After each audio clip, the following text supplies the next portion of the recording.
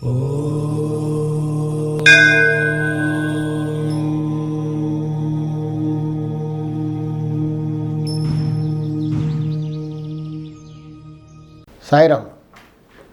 విశ్వకర్మ వాస్తు YouTube ఛానల్కి స్వాగతం. నేను మీ విశ్వకర్మ. గత వీడియోలో, లాస్ట్ వీక్ వీడియోలో ఇల్లు ఎలా ఉండాలి అంటే ఒక ఫండమెంటల్గా చెప్పాను. రెంటెడ్ హౌస్ తీసుకోవడానికి కానీ, లేదా మనం వెళ్ళి ఎత్తుక్కోవడానికి ఎక్కడైనా బ్యాచులర్స్కి ప్రతిసారి మనం వాస్తు కన్సల్టెంట్ని సంప్రదించి తీసుకెళ్ళి చూపించి తీసుకోవడం కుదరదు. కాబట్టి మాకు కూడా కొంచెం ఫండమెంటల్గా కొంచెం అవేర్నెస్ ఉంటే బాగుంటుంది అని ఎంతోమంది అంటుంటారు. కాబట్టి వాళ్ళ రిక్వెస్ట్ ప్రకారంగా నేను ఇల్లు ఎలా ఉండాలి అని జనరల్గా చెప్పడం జరిగింది. అంటే నార్త్ ఫేసింగ్ ఇంటికి గుమ్మం ఎక్కడ ఉండాలి, ఉచ్చస్థానం, అది ఎలా చూసుకోవాలి మనం అని బండ గుర్తులు చెప్పడం జరిగింది. ఇప్పుడు పార్ట్ 2 అనుకుందాం. ఇప్పుడు అప్పుడు ఏం చెప్పాను, ఉత్తరం ఫేసింగ్ అంటే మనం ఇంటికి రోడ్డు ఉత్తరంలో ఉంటే నార్త్ ఫేసింగ్ ఇల్లు అంటాం. నార్త్ ఫేసింగ్ ఇంటికి లోపలికి వెళ్తుంటే డోర్ ఎక్కడ ఉండాలి, ఉచ్చస్థానం అంటే లెఫ్ట్కి ఉండాలి, ఎక్స్ట్రీమ్ లెఫ్ట్కి ఉంటే అది ఉత్తర ఈశాన్యం ఉచ్చస్థానంలో ఉన్న ద్వారం అని తెలుస్తుంది, అది మంచిది. అలా కొన్ని తూర్పు కానీ, దక్షిణం కానీ, పశ్చిమం కానీ నేను కొన్ని బండ గుర్తులు అంటే చెప్పాను. నేను చాలామంది ఫోన్ చేసి కూడా చాలా బాగా చెప్పారని కూడా అంటున్నారు. అలా ఫోన్ కాల్స్ వచ్చినప్పుడు నాకు కూడా కొంచెం ఎంకరేజ్మెంట్గా ఉంటుంది ఇంకా మళ్ళీ వీడియో చేయడానికి. సో దానికి సంబంధించింది ఇప్పుడు ఈ సెకండ్ పార్ట్ 2 అని చేస్తున్నాను. కొత్తగా మనం ప్లాట్ ఎన్నుకుంటున్నాం. కొత్తగా ప్లాట్ ఎలా ఉండాలి ఫండమెంటల్గా, ఏ ఫేసింగ్ అయినా పర్వాలేదు, ఉత్తరమైనా, దక్షిణమైనా, తూర్పు అయినా, పశ్చిమైనా ఓకే, కంపల్సరీ ఉండాలి. 10 డిగ్రీస్ వరకు అటు ఇటుగా ఉంటే పర్వాలేదు. ప్లాట్కి ఉత్తరంలో కానీ, తూర్పులో కానీ ఎత్తైన పెద్ద బిల్డింగ్స్ ఉండకూడదు. ఒకప్పుడు శాస్త్రంలో కొండలు ఉండకూడదు అన్నారు. ఇప్పుడు కొండలు ఎక్కడ ఉన్నాయండి? కొండలన్నీ కొట్టేశారు. మనం సిటీలో ఇల్లు కట్టుకుంటున్నాం కాబట్టి పక్కనే బిల్డింగ్స్ ఉంటాయి. పెద్ద బిల్డింగ్స్ ఉండకూడదు. దక్షిణంలో, పశ్చిమంలో గొయ్యలు ఉండకూడదు. అలాగే వాటర్ బాడీస్ కూడా ఉండకూడదు. ఉత్తరంలో, తూర్పులో ఏదైనా వాటర్ బాడీ ఉంటే పర్వాలేదు, బాగుంటుంది. లేదు ల్యాండ్ మనం పశ్చిమంలో గొయ్యి ఉందండి, మేము తీసుకున్న తర్వాత దాంట్లో మట్టి పోసి మూస్తాం అంటే జరగరాని జరిగిపోతుంటాయి కొన్నిసార్లు. అలాగే దక్షిణంలో కూడా గొయ్యి ఉంది, ప్లాట్ తక్కువగా వస్తుంది, తీసుకొని మూసేస్తాం అనుకుంటే కూడా కొన్నిసార్లు మనం జరగరాంది కూడా జరిగిపోవచ్చు, ప్లాట్ అలా ఉండిపోతుంది. వీధి పోట్లు ఉండకూడదు.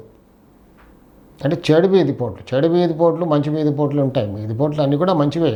కానీ ఏంటంటే వీధి పోటు అంటే మన స్థలానికి ఏదైనా ఎదురుగా వచ్చేస్తా రోడ్డు ఏమైనా ఉంటే దాన్ని వీధి పోటు అంటాం. వీధి పోటు ఫలితాలు ఎలా ఉంటాయి, మన ఇంటికి ఏ భాగాన్ని తగులుతుందో దాన్ని బట్టి ఫలితాలు ఉంటాయి. ఉదాహరణకి ఉత్తర వాయానికి ఎదురుగా ఒక రోడ్డు వస్తుంది అనుకోండి, అది ఉత్తర వాయం వీధి పోటు, దాని జోలికి వెళ్ళకూడదు. అలాగే దక్షిణ నైరుతికి ఎదురుగా వస్తుంది రోడ్డు, దాని జోలికి కూడా వెళ్ళకూడదు. లేదా పశ్చిమ నైరుతికి ఎదురుగా ఒక రోడ్డు వస్తుంది, సందు వస్తుంది, దాని జోలికి వెళ్ళకూడదు. తూర్పు ఆగ్నేయ భాగానికి ఎదురుగా ఒక రోడ్డు వస్తుంది, అది కూడా చెడు ఫలితాలు ఇస్తుంది. దక్షిణ ఆగ్నేయానికి, ఆ ప్లాట్కి దక్షిణ ఆగ్నేయానికి ఎదురుగా ఒక రోడ్డు వస్తూ ఉంటుంది, అది మంచి ఫలితాలు ఇస్తుంది. దక్షిణ ఆగ్నేయం వీధిపోటు చాలా మంచి ఫలితాలు ఇస్తుంది. ఆడవాళ్ళు బాగా సుఖపడతారు, ఇంట్లో అన్ని శుభకార్యాలు చకచకా జరిగిపోతూ ఉంటాయి. ఉత్తర ఈశాన్య భాగానికి ఎదురుగా ఒక రోడ్డు వస్తుంది, మంచిది. ఉత్తర ఈశాన్య వీధిపోటు చాలా మంచి ఫలితాలు ఇస్తుంది. ఆర్థికంగా చాలా బలంగా ఉంటారు, వద్దంటే డబ్బు వస్తుంది. పశ్చిమ వాయువ్యానికి ఎదురుగా ఒక చిన్నగా రోడ్డు ఉంది, అది పశ్చిమ వాయువ్యం వీధిపోటు చాలా మంచి ఫలితాలు ఇస్తుంది. లేదా తూర్పు ఈశాన్య భాగానికి ఎదురుగా ఒక రోడ్డు వస్తుంది, మంచి ఫలితాలు ఇస్తుంది. తూర్పు ఈశాన్యం వీధిపోటు కూడా చాలా మంచి ఫలితాలు ఇస్తుంది. ఇలా ప్లాట్ చూసుకోవాలి. ప్లాట్కి ఏ మూల కూడా పెరిగి ఉండకూడదు. ఫండమెంటల్ ఏం చెప్తుంది, ఫండమెంటల్ సైన్స్, వాస్తు సైన్సు, ప్లాట్ రెక్టాంగిల్గా కానీ లేదా స్క్వేర్గా కానీ ఉండాలి. ఆగ్నేయం పెరగకూడదు. అంటే ఆగ్నేయం ఎన్ని రకాలుగా పెరుగుతుంది?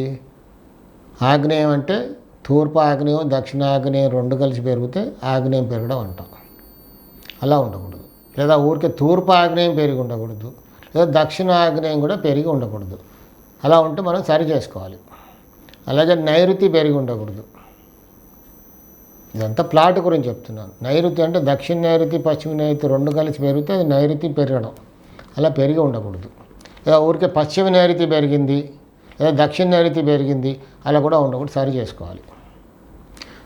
వాయువ్యం పెరగడం అంటే ఉత్తరం పశ్చిమం కలిసి రెండు కలిసి పెరిగింది అనుకోండి, దాన్ని వాయువ్యం మూల పెరగడం అంటాం. అది కూడా పెరగకూడదు.